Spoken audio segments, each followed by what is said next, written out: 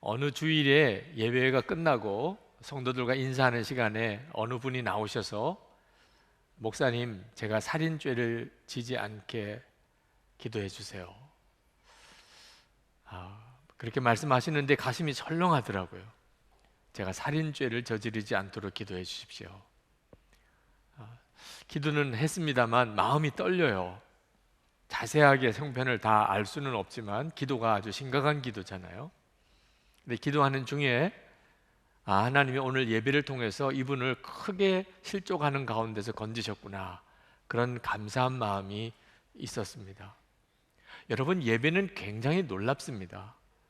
하나님을 만나는 시간이기 때문에 그렇습니다. 여러분, 예배가 하나님을 만나는 시간이기 때문에 예배를 드리면 아주 특별한 경험을 하게 됩니다.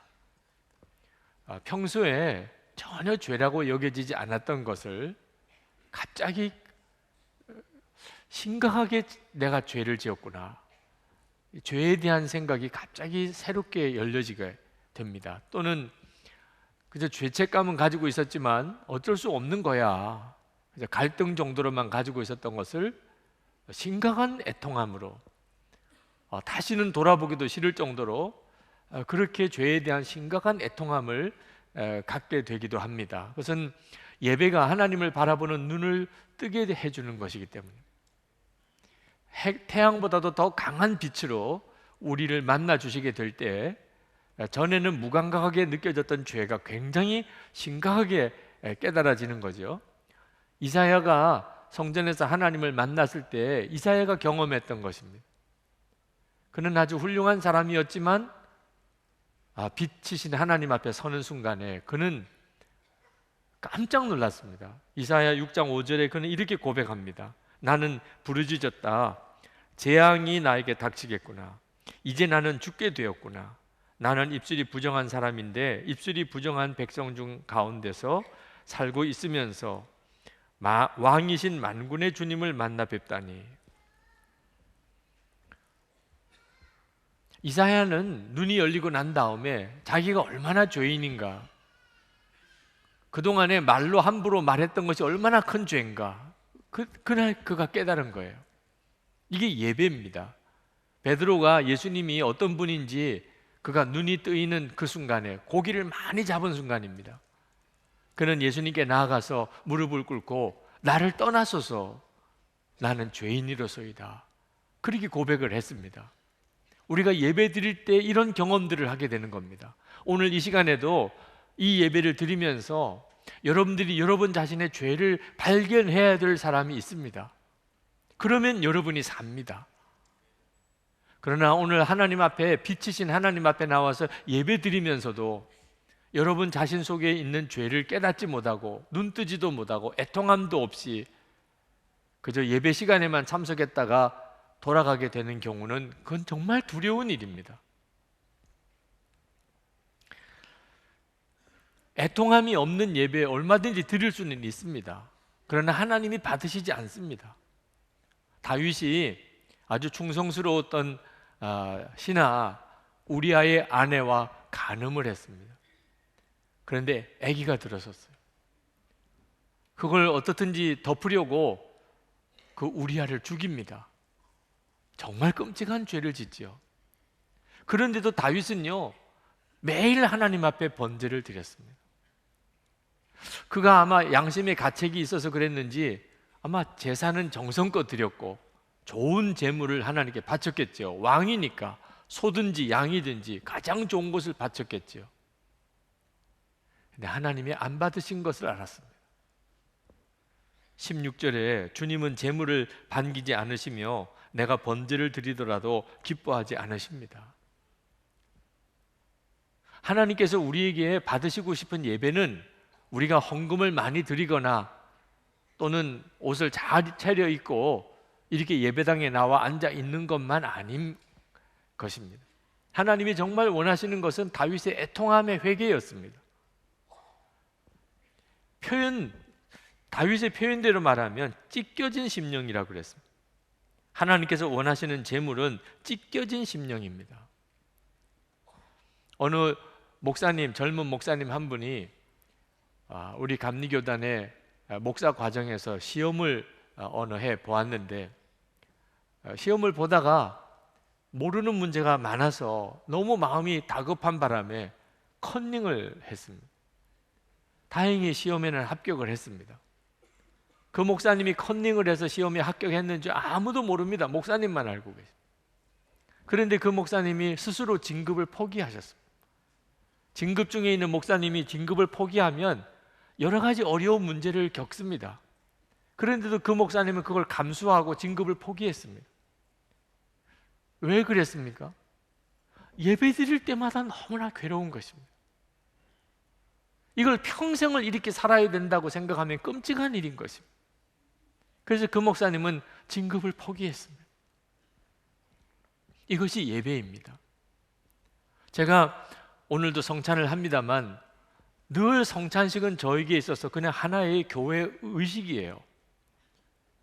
성찬식을 그렇게 참여하시는 분들도 꽤 많으십니다. 저는 어려서부터 성찬식을 할 때마다 특별한 은혜가 뭔지를 잘 몰랐습니다. 그런데 어느 날 성찬식에 참석을 했는데 성찬식을 인도하시는 목사님께서 이 성찬식은 우리가 예수님과 한 몸이 되어지는 것을 확인하는 시간이란, 주님의 살과 피를 먹으면서 그런 메시지를 전해주시는데 갑자기 도무지 하나가 되고 싶지 않은 어떤 한 사람이 생각이 났습니다. 저는 그 사람과 하나가 되고 싶지 않습니다. 정말 마음으로부터 그 사람이 용납이 안 되고 너무 미운 사람입니다. 그 사람은 그 사람이고 나는 난. 그런 생각을 하고 있는 나 자신을 생각했습니다. 예수님은 그런 나를 주님께서 한 몸이 되어 주셨다. 나로서는 얼마나 기쁜 일입니까? 그러나 예수님의 입장에서는 얼마나 고통스러운 일이겠는가? 내가 내 마음에 들지 않는 어떤 사람과 하나가 된다는 생각이 너무 힘들었던 것을 깨닫고 보니까 주님이 그런 나와 하나가 되는 것은 얼마나 그분에게는 힘든 일이겠는가? 성찬 떡을 받아 들었는데 그렇게 눈물이 쏟아지는 겁니다. 포도주 잔을 마셔야 되는데 그렇게 눈물이 쏟아지는 거예요. 그 성찬을 하고 그 사람을 향한 마음을 완전히 바꿨습니다. 주님이 나를 받아주셨다면, 내가 그 사람을 받을 수 없다고 말하는 것은 이건 완전히 자격이 없는 거죠. 성찬의 은혜에 새로운 눈이 뜨이는 시간이었습니다. 그게 예배예요. 예배는 우리가 하나님 앞에 나와서 빛 가운데 하나님 앞에 나서게 되는 것입니다. 우리 속에 죄를 품으면 드러나지 않을 수가 없습니다. 그 죄는 우리를 너무나 고통스럽게 만드는 것입니다. 하나님께서 오늘 우리에게 이렇게 예배로 나아오라고 하시는 이유는 하나님께서 우리로부터 뭘 받으시려고 하심이기보다는 하나님은 이 예배를 드리면서 우리를 정결하게 하고 싶어 하시는 것입니다. 우리가 더 이상 죄와 육신의 종노릇 하지 아니하고 하나님이 정말 왕이 되시는 삶, 그런 삶을 우리에게 허락하시려고 우리를 예배 자리로 부르시는 것입니다. 어느 목사님이 글을 쓰셨는데 자기는 죽는 게 무섭지 않대요. 오히려 한번 죽어봤으면 좋겠다는 생각이 들더랍니다. 죽음은 어떤 경험일까? 죽고 난 다음에는 어떤 일이 벌어질까? 죽는 것은 전혀 두렵지 않은데, 그런데 죽고 난 다음 하나님 앞에 설 수 있을지가 두렵다고 그랬습니다. 그리고 솔직히 자신이 없다고 그랬어요. 아니, 목사가 뭐 그래? 욕해도, 그러고도 목사냐? 그런 욕을 먹어도 자기는 괜찮대요. 그런 욕을 먹는 건 잠깐이니까. 그러나 하나님 앞에 서는 것은 이건 대단히 중요한 문제 아니냐. 그러면서 그 목사님이 질문을 했습니다. 여러분은 죽는 게 무섭습니까? 하나님 앞에 서시는 게 무섭습니까?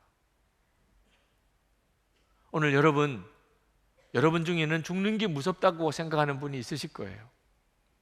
그러나 죽는 것보다 더 무서운 것은 하나님 앞에 서는 것입니다.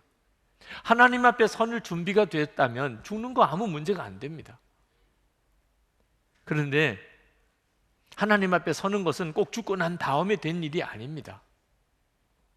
예배 때마다 우리는 하나님 앞에 서는 겁니다. 여러분, 예배가 어떤 의미가 있습니까? 여러 가지 의미가 있지만 하나님 앞에 서는 예행 연습입니다. 예배 드릴 때마다 여러분이 그렇게 하셔야 돼요. 내가 지금 하나님 앞에 설 수 있나? 하나님께 나아가는 거니까요. 그 점에 대해서 문제가 있으면 예배 드릴 때마다 점검하고 회개하고 바꿔야 돼요. 그러면 나중에 하나님 앞에 설 때 여러분은 문제가 없습니다. 그렇지만 예배를 건성으로 드리는 사람은 이게 심각한 문제가 있습니다. 아무리 예배를 많이 드려도 하나님 앞에 서본 실제적인 경험이 아니라면, 죽고 난 다음에 갑자기 하나님 앞에 선다는 것은 감당할 수 있는 사람 한 사람도 없습니다. 다윗은 하나님께서 원하는 제물은 찢겨진 심령이라고 그랬습니다. 하나님이 조금 잔인해 보이십니다.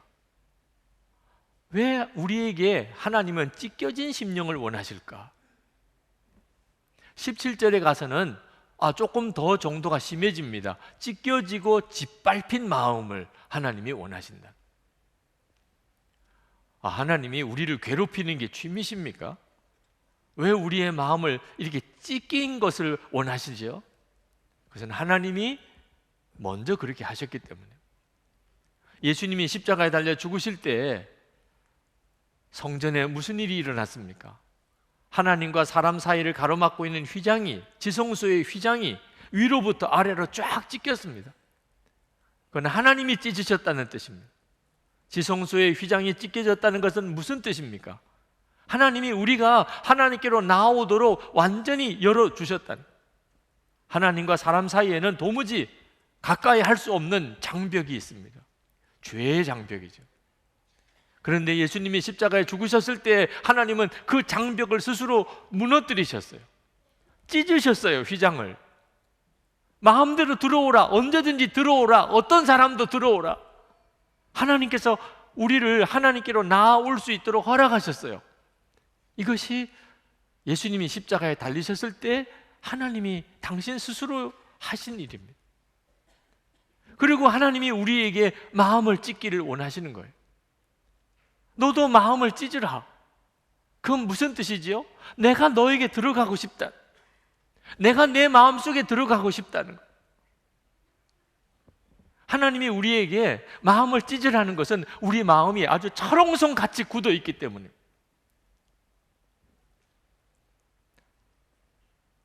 사람에게 마음 열어놓지 않아요. 아주 속에는 별의별 생각을 다 하면서 겉으로는 전혀 아닌 척 합니다. 하나님도 내 마음속에 들어오지 못하세요. 어리석은 거죠. 마귀는 안방처럼 들락날락거립니다. 마귀는 우리 마음속을 안방처럼 들락날락거리면서 그렇게 해놓으면서 사람에게는, 하나님에게는 마음을 철옹성처럼 그렇게 닫아놓고 있습니다. 하나님이 그걸 찢으라는 거예요. 하나님이 내 마음속에 들어오고 싶어 하신다. 이것을 요한계시록 3장 20절에서 우리 주님은 이렇게 말씀하셨습니다. 보아라, 내가 문 밖에 서서 문을 두드리고 있다. 누구든지 내 음성을 듣고 문을 열면 나는 그에게로 들어가서 그와 함께 먹고 그는 나와 함께 먹을 것이다. 여러분, 찢겨진 심령, 집 밟혀서 깨어진 그 마음이라고 하는 것은 하나님이 우리 마음속에 들어오고 싶은 간절한 소원을 말씀하시는 것입니다. 이것이 예배 때마다 하나님이 우리에게 원하시는 거예요. 많은 헌금을 원하시는 것이 아니고 하나님은 우리에게 마음을 찢고 예배하기를 원하시는 겁니다.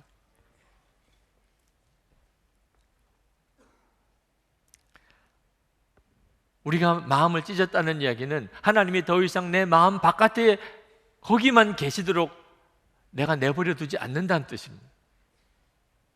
주님, 제 마음에 오세요. 빛으로 내 모든 것을, 내 마음속의 모든 것을 다 비추세요. 하나님께 합당치 않은 것이 있으면 다 드러나게 해주세요. 이제는 예수님께서 정말 나의 왕이 되어주세요. 이렇게 예배하기를 원하신다는 것입니다. 여러분, 마음을 찢는다는 것은 표현이 괴로움을 표현하는 것이기도 합니다. 그러나 단순히 죄를 괴로워하는 것만 의미하는 거 아닙니다. 죄를 짓고 죄를 괴로워한 것으로 따지자면 가룟 유다보다 더 더한 사람이 있겠습니까? 예수님을 은 30에 팔고, 그리고는 그게 너무 마음에 가책이 되어서 스스로 목을 매달아 죽었습니다. 얼마나 죄를 괴로워했으면. 그런데 마음을 찢은 거 아니에요. 가룟 유다는 예수님 전혀 마음 열지 않았어요. 마귀에게는 속까지 다 내주고, 은 30에 예수님 팔은 것은 마귀가 시키는 대로 한 거죠. 그리고 그 다음에는 마귀가 어떻게 합니까? 죽으라! 야, 너는 살 자격 없어! 죽어!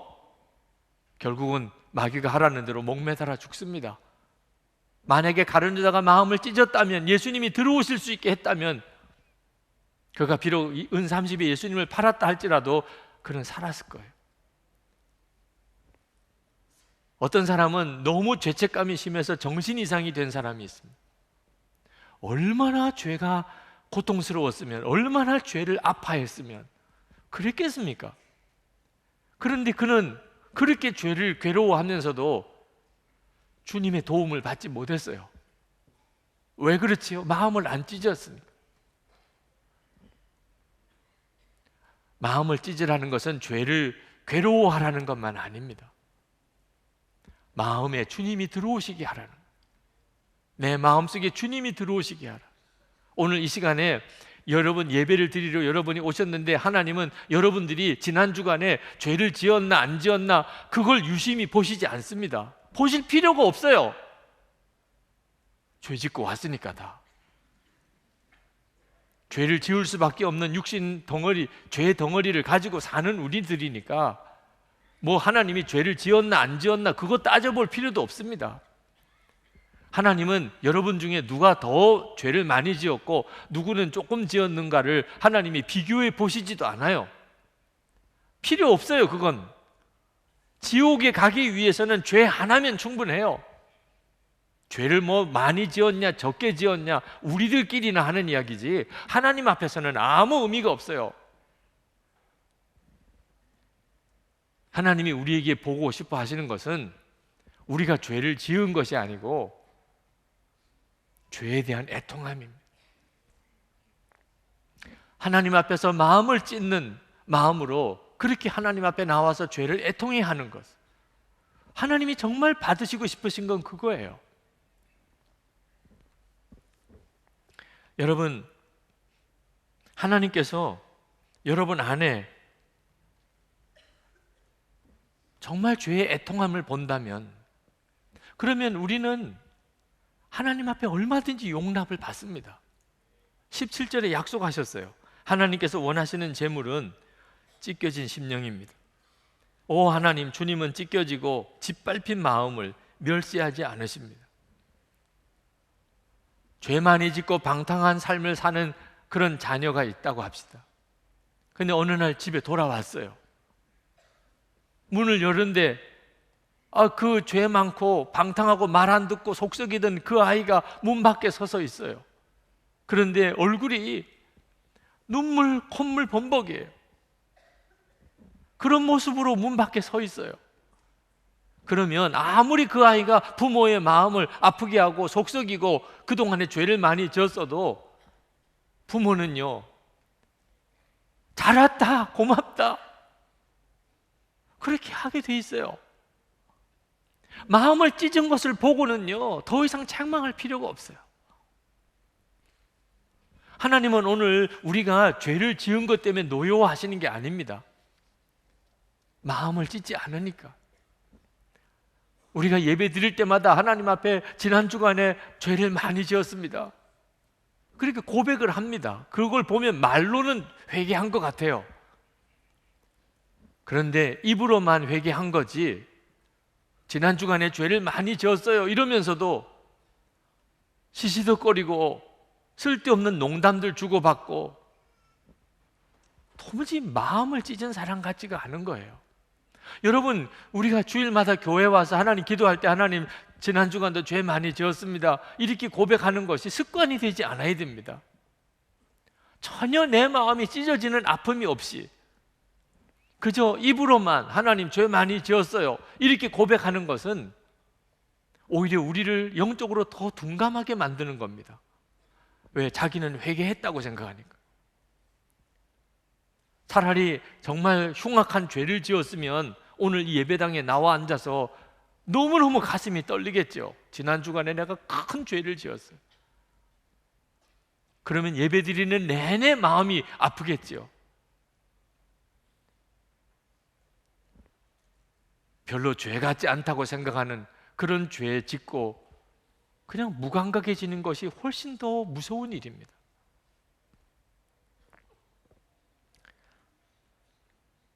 교인들 중에 세상에서 죄 안 짓고 살기가 너무 어렵다 라고 말씀하시는 분들이 있으세요. 전 충분히 이해합니다. 세상에서 사는 동안에 죄 안 짓고 살기가 얼마나 어려워요. 그러나 여러분, 이 말은 우리 자신이 실제로는 전혀 하나님을 알지 못하는 그런 사람이라고 하는 증거이기도 하니까 대단히 두려운 말입니다. 여러분, 내가 죄를 짓고 사는 게 어려운지, 죄를 안 짓고 사는 게 어려운지, 이것은 내 영혼이 어떤 상태에 있는지를 보여주는 굉장히 중요한 기준입니다. 여러분 중에 세상은 유혹도 너무 많고 나는 의지도 너무 약해서 죄 안 짓고 살기 어려워요. 속은 거예요. 절대로 세상에 유혹이 강하고 의지가 약해서 죄 안 짓고 살기 어려운 거 아닙니다. 하나님을 바라보는 진짜 눈이 안 뜨여서 그런 거예요. 의지가 약해서 또 죄 짓고 또 죄 짓고 하신다고 생각하는 분, 제가 여러분에게 독약을 마시라고 그러면 마시겠습니까? 아니, 아무리 목사지만 독약을 마시라고 하는데 내가 마실 수는 없지요. 그럴 정도면 여러분은 죄 안 지을 충분한 능력이 있습니다. 사장님이 마시라고 하면 마시겠습니까? 경찰관이 마시라고 그러면 마시겠습니까? 독약인데 사장이 마시라고 한들, 경찰이 마시라고 한들, 대통령이 마시라고 한들 어떻게 이걸 마시나?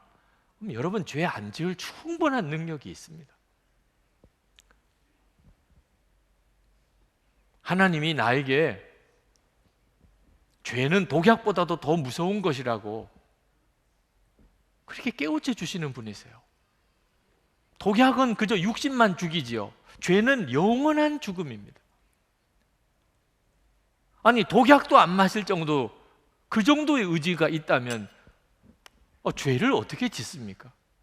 모르니까 짓는 거예요. 하나님이 정말 살아계신 하나님으로 나와 함께 계시지 않으니까, 그러니까 죄가 죄인 줄, 죄가 어떤 것인 줄 모르니까, 그러니까 죄를 짓는 거라니까요. 여러분, 사람들 보는 앞에서 죄 짓습니까? 아무리 죄의 유혹이 강해도 사람들 보는 앞에서는 안 합니다. 부부싸움조차도요, 사람들 보는 앞에서는 안 하는데, 그 정도쯤이라면 여러분은 얼마든지 죄 안 짓고 살 수 있는 사람입니다. 왜? 사람 보는 눈하고 비교가 안 되는 하나님을 믿는 사람, 하나님을 믿는 사람이라고요. 사람들 보는 앞에서 죄 안 지을 정도면, 아니, 하나님을 믿는데 어떻게 죄를 지어요? 죄 짓고 사는 게 힘들죠. 죄 짓고 사는. 만약에 내가 죄 안 짓기가 힘들다면 여러분, 오늘 예배 드릴 때 정말 마음을 찢어야 돼요. 그렇게 살다가 하나님 앞에 간다는 것은 정말 두려운 일이에요. 어떤 분은 여전히 벌써 예배 시간이 상당히 지났잖아요. 설교 시간도 상당히 지나가고 있습니다. 여전히 마음이 찢어지는 애통함이 없어요. 하나님 앞에 나와서 예배하는데도 별로 나쁜 짓 한 것 같지 않아요. 지난 주간에 요즘에 기독교인들이 세상에 비난을 많이 받습니다. 아주 기독교인들은 거짓말장이요, 사기꾼이라고 말하는 사람들도 있어요. 그런 말을 들을 때마다 정말 가슴이 무너지는 것 같습니다.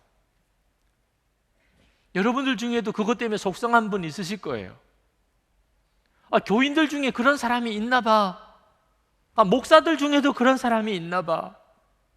그러니 예수 믿는 사람 거짓말장이고 사기꾼이라고 이렇게 말을 듣지. 억울한 거예요. 난 안 그런데 그런 사람이 있으니까 나도 도매금으로 같이 비난을 받는다. 여러분은 진짜 거짓말장이 사기꾼 아닙니까? 우리는 예수님이 십자가에 죽으셔서 용서받았다고 그렇게 믿습니다. 여러분은 그래서 원수도 이제 사랑하게 됐습니까? 나는 지옥 갈 죄인인데 용서받았다고 믿으면서 용서 못하는 사람이 있어요.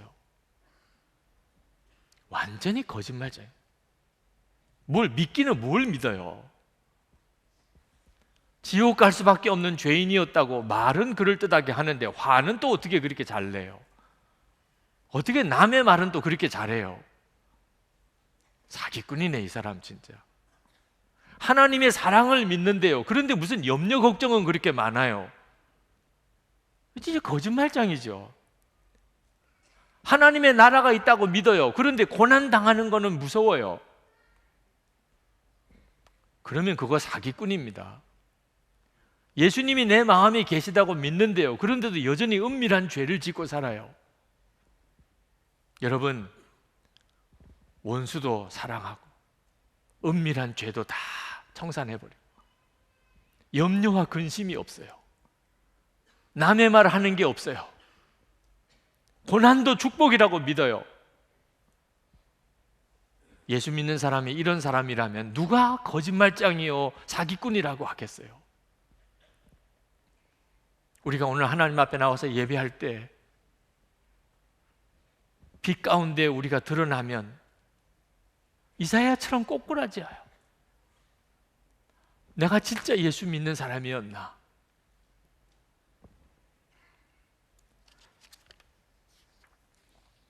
목사님은 너무 지나친 게 흠이에요. 이런 분들도 계시다. 저 인정해요. 저 좀 지나쳐요. 예수를 믿어도 나는 죽고 예수로 살자. 좀 지나치게 느껴질 수 있겠어요. 24시간 예수님 바라보라. 좀 부담스러우실 수도 있겠어요. 매일 영성일기도 쓰고 그것도 나누고 살으라. 굉장히 정말 지나칠 수도 있겠어요. 목사님 아무리 좋은 것도 너무 지나친 것은 화예요. 적당한 게 좋은 거예요. 저도 인정해요. 그러나 여러분, 영생의 문제와 관련해서는 아무리 지나쳐도 지나친 게 아닙니다. 생명과 죽음 사이에는 적당한 자리가 없어요. 여러분, 영생과 영원한 형벌 사이에는 적당한 중간지대가 없습니다. 정말 아무리 지나쳐도 지나칠 게 없어요. 적당하게 살다가 하나님 앞에 갔을 때 아니라고 하면 어떻게 할 거예요? 예수를 믿으면 바로 믿어야 돼요. 고린도후서 13장 5절에 우리 믿음을 한번 시험해보고 스스로 한번 점검하고 확증해보라. 여러분은 자기가 믿음 안에 있는지를 스스로 시험해보고 스스로 검증해 보십시오 라고 말했습니다. 또 뭘 도대체 시험해보고 검증해보라는 겁니까? 여러분은 예수 그리스도께서 여러분 안에 계시다는 것을 알지 못합니까? 모른다면 여러분은 실격자입니다. 이건 들어본 적이 있느냐가 아니에요. 예수님이 여러분 안에 계신 것을 스스로 알지 못합니까? 지금 내 옆에 아내가 있고 남편이 있고 부모가 있고 자식이 있으면 알지요. 없으면 또 없다고 알지요. 예수님이 지금 여러분의 마음에 계신 것을 여러분 스스로 아십니까? 계시지. 잘 모르겠는데 선명하게 갈라집니다. 주님 내 안에 계시지. 내가 알지. 잘 모르겠어. 그런 말은 많이 들었는데. 여러분, 잘 모르겠는 분들은요 큰일 날 사람이에요. 여러분의 영원한 구원은 보장되어 있는 게 아닙니다. 아직 예수 그리스도께서 너희 안에 계신 것을 스스로 알지 못하느냐? 그렇지 않으면 실격자라. 작아도 큰일이 있습니다. 여호수아는 아이성 전투에서 졌어요. 여러분, 전쟁하다 보면 이길 때도 있고 질 때도 있죠. 그 전에 여리고성은 큰 성인데 거기서는 대승을 거두었습니다. 조그만 아이성에서 좀 질 수도 있죠. 아니에요. 여호수아는 그게 세상 없이 큰일인 것처럼 옷을 찢고 장로들과 함께 하나님 앞에 나가 무릎을 꿇고, 그리고 하루 종일 하나님 앞에 기도하며, 하나님, 어떻게 된 일이에요? 하나님, 이제 우리 끝났어요.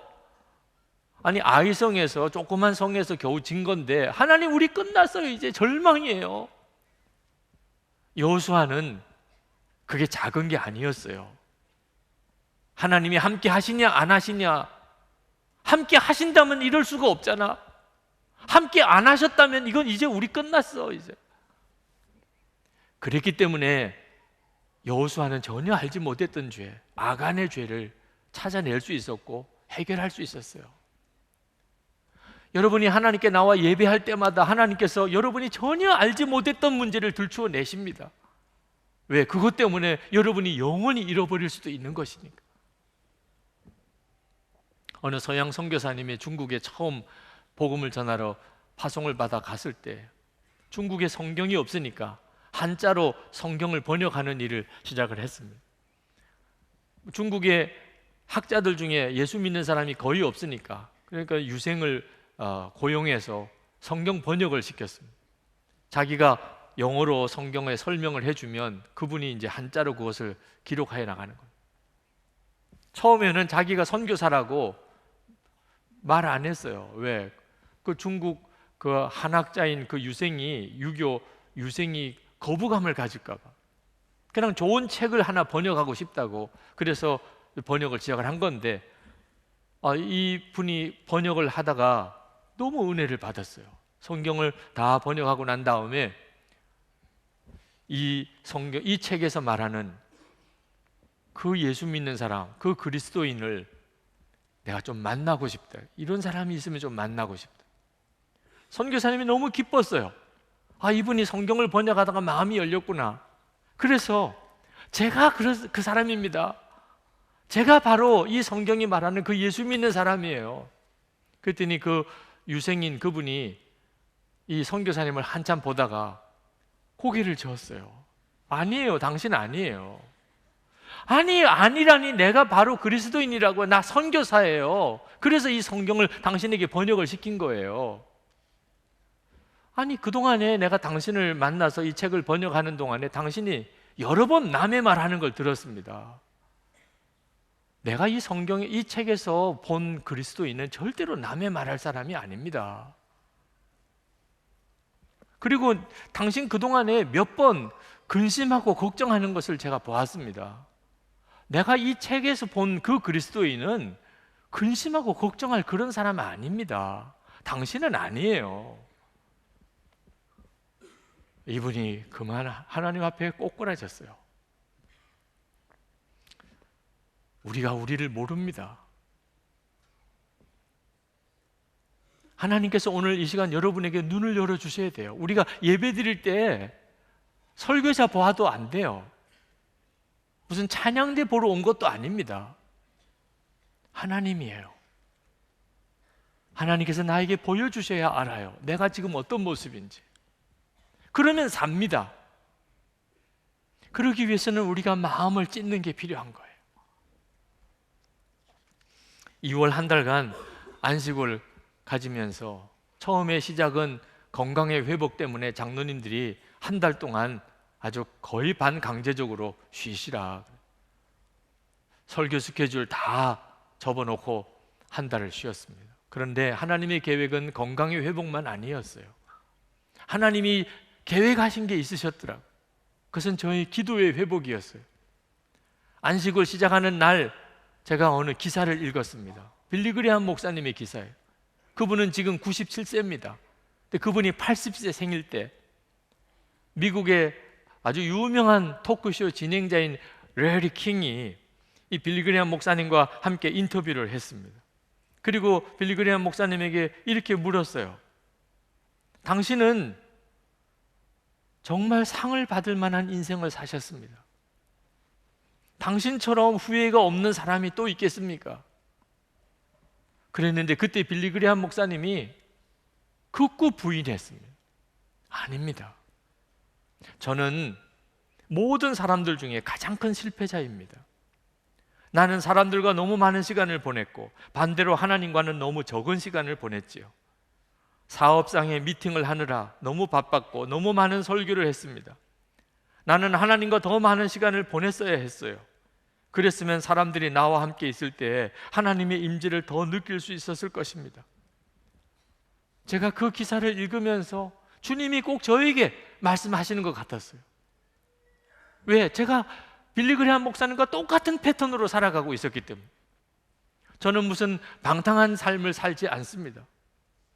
열심히 설교를 하고 그리고 주의 일을 하려고 목회를 열심히 했어요. 건강의 어려움을 그렇게 가져올 정도까지 그렇게 열심히 했어요. 제가 어떻게 이 세상에 많은 사람들보다 더 실패자의 삶을 살았겠습니까? 저는 그렇게 열심히 살면 최선을 다한 것이고 하나님도 기뻐하실 거라고 생각했어요. 그러나 빌리 그레이엄 목사님은 저하고 비교가 안 되게 하나님 앞에 많은 일을 감당한 사람입니다. 그런데 그가 고백했어요. 나는 모든 사람들 중에 가장 큰 실패자라고. 이유가 뭡니까? 사람들과의 시간은 많이 가지고 하나님과의 시간은 너무 적게 가졌다. 그게 이유예요. 만약에 내가 하나님과 더 많은 시간을 보냈으면 사람들이 나와 함께 있을 때 하나님의 임재를 더 느낄 수 있었을 텐데. 저는 작년부터 뚜렷이 제 마음속에 기도의 시간을 충분히 가지라고 하는 성령의 감동을 느꼈어요. 솔직히 그랬어요. 기도를 안 한 건 아니에요.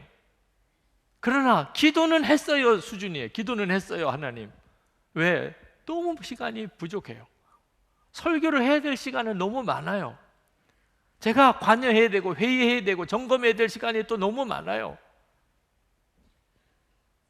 기도는 했지만 항상 기도의 부족감을 느꼈어요. 그러나 저는 어쩔 수 없는 일이라고 생각했어요.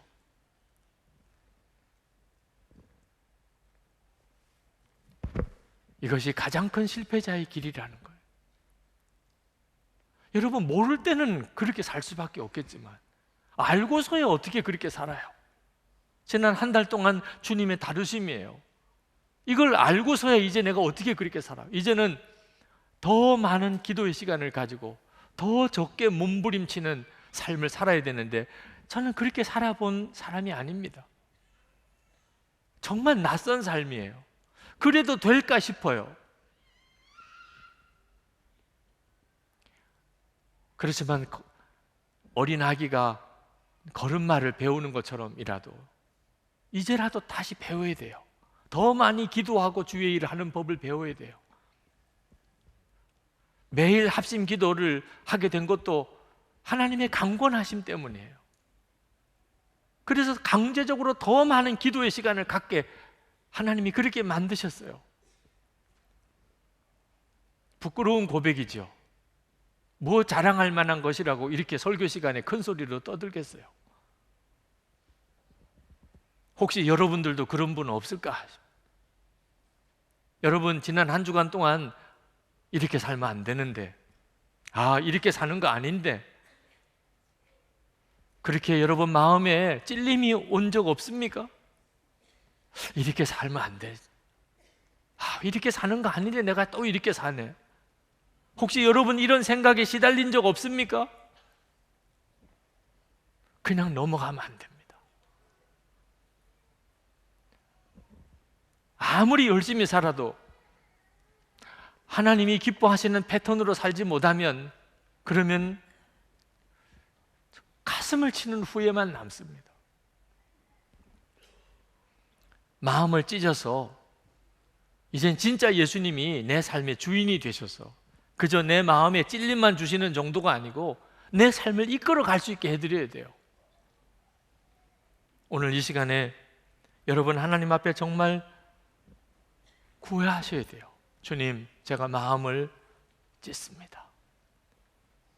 제가 죄를 감추고 죄를 품고 어쩔 수 없다고 핑계하고 그렇게 계속 살아가는 생활을 이젠 더 이상 하나님 제가 원하지 않습니다. 오늘도 하나님 앞에 나와서 예배를 드렸는데 이제 주님 앞에 서는 것이 더 제가 온전해지기 원합니다. 주님이 나를 언제 부르실지 모르지만 제가 그동안 몇 번의 예배를 또 드릴 수 있을지 모르지만 제가 예배 드릴 때 주님 앞에 서는 자로 온전히 서기 원합니다. 여러분이 오늘 그렇게 기도하시고 성찬을 받으셔야 됩니다.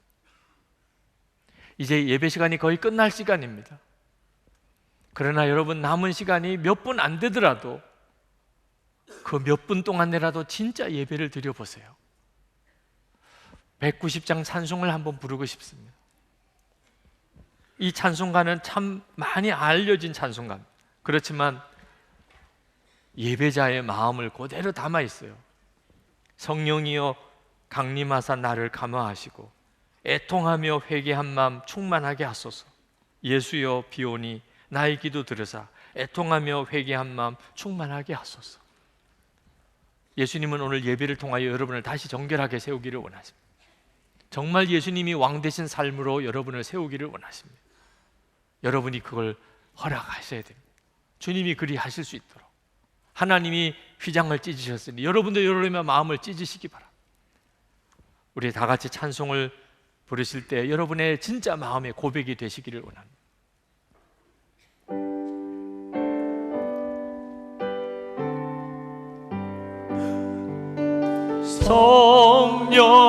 성령이여 강림하사 나를 감화하시고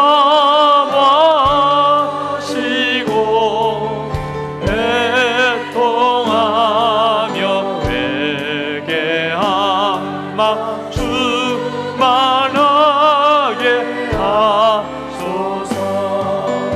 예수여 비오니 나의 기도 들으사 애통하며 회개한 마음 충만하게 하소서. 성령이여 강림하사 나를 감화하시고 애통하며 회개한 마음 충만하게 하소서. 예수여 비오니 나의 기도 들으사 애통하며 회개한 마음 충만하게 하소서. 여러분, 이 시간에 우리 성찬을 받기 전에 여러분 이 찬송 그대로가 여러분의 기도가 되기를 원합니다. 주여 제 마음의 빛으로 오소서. 주님, 제가 정말 돌이켜야 할 것이 있다면 주님 오늘 이 예배 시간에 그렇게 되기를 원합니다. 제가 그동안 마음을 철옹성처럼 닫아놓고 주님도 들어오지 못하게 그렇게 하고 살지는 않았습니까? 주님, 제 마음을 찢습니다. 아주 짓밟아 깨트립니다. 저는 이제 주님이 제 마음의 왕 되기를 정말 원합니다. 그 삶을 이제 시작하기를 원합니다. 성찬을 받기 전에 제가 마음을 먼저 엽니다. 주님, 제 속에 빛으로 역사하소서. 우리 주여 한번 크게 부르짖고 기도하십시다. 주여!